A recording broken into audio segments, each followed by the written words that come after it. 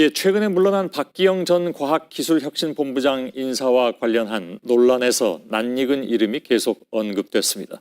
바로 황우석 박사입니다.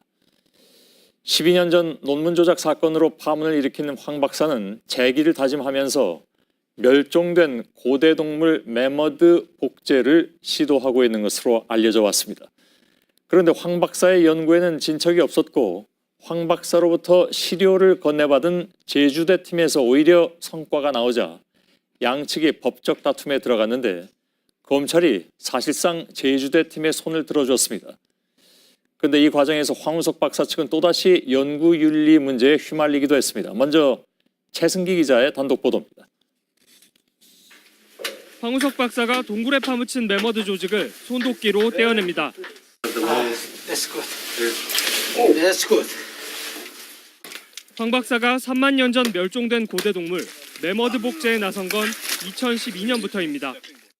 시베리아 동토에서 채취한 매머드 조직에서 체세포를 분리해 배양한 뒤 이를 코끼리에 착상시켜 복원하겠다는 계획으로 당시 과학계가 주목했습니다.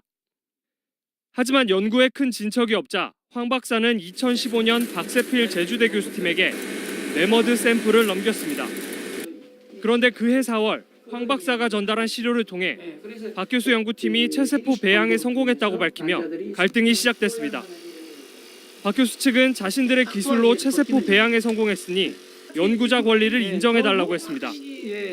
하지만 황 박사 측은 건넨 샘플이 러시아 북동대학 소유이므로 연구 성과 역시 북동대학과 자신들에게 있다고 주장했습니다.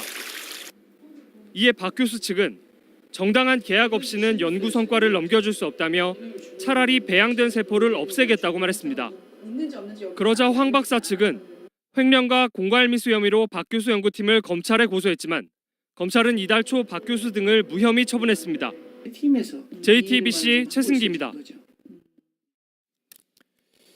예, 말씀드린 대로 매머드 복제를 둘러싼 법적 다툼에서 황우석 박사가 또다시 연구윤리를 위반했다는 의혹이 제기됐습니다. 박 교수 측은 검찰 조사에서 황 박사가 매머드 조직을 불법으로 들여왔다고 주장하는 것입니다. 이에 대해서 황우석 박사는 검찰 조사에서 불법은 없었다는 취지로 말하는 것으로 파악됐습니다. 윤재영 기자의 보도입니다. 지난 2013년 내셔널 지오그래픽 채널이 방송한 다큐멘터리입니다. 1만 년 전 멸종된 매머드의 흔적을 찾고 있는 황우석 박사를 밀착 취재했습니다. 당시 황 박사는 매머드 샘플 수 킬로그램을 채취해 국내에 반입했지만 체세포 배양에 실패했습니다. 이후 추가로 들여온 샘플들을 박세필 제주대 교수팀 등 국내외 세포 연구기관 30여 곳에 전달하며 복제 연구를 제안했습니다. 그런데 황 박사 팀이 추가 샘플을 몰래 들여왔다는 의혹이 제기됐습니다. 검찰 수사 기록에 따르면 2014년 5월 박 교수팀은 매머드 체세포 배양에 성공했는데 네이처 등의 논문 제출을 위해선 추가 실험이 필요하다며 샘플을 다시 요구했습니다.